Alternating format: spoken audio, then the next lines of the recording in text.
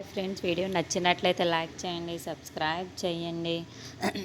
అవని వాళ్ళ మామయ్య కోసం అని కాఫీ తీసుకొని వస్తూ ఉంటుంది. ఇంతలో అక్కడున్న అవని మాత్రం మామయ్య కాఫీ తీసుకోండి అని అంటూ ఉంటుంది.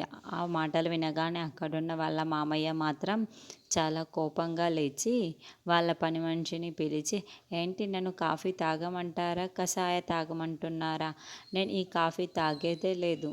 నేను ఇలాంటి కాఫీ తాగాలనుకోవడం లేదు. అది ఎవరు ఇచ్చినా కాఫీ తాగాలని ఇష్టము లేదు అని అంటూ తనను తిడుతూ ఉంటాడు.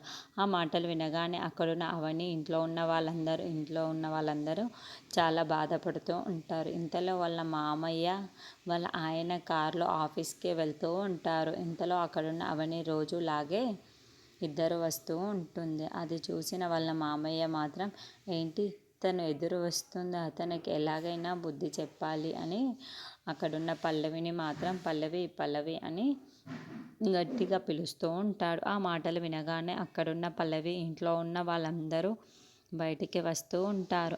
ఇంతలో అక్కడున్న పల్లవి మాత్రం, ఏంటి మామయ్య ఎందుకు ఇలా పిలిచావు అని అడుగుతూ ఉంటుంది. ఆ మాటలు వినగానే అక్కడున్న వాళ్ళ మామయ్య మాత్రం, నేను రోజు బయటికి వెళ్ళే ముందు నువ్వు ఎదురు రావాలి.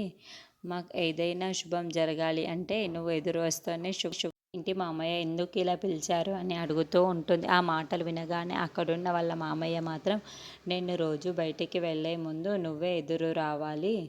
మాకు ఏదైనా శుభం జరగాలి అంటే నువ్వు ఎదురు వస్తేనే శుభం జరుగుతుంది. అందుకే ఇకపై నుండి మేము ఎక్కడికి వెళ్ళినా సరే, ఆఫీస్కి వెళ్ళినా సరే, శుభకార్యాలకు వెళ్ళినా సరే నువ్వు నాకు ఎదురు రావాలి పల్లవి అని అంటూ ఉంటాడు.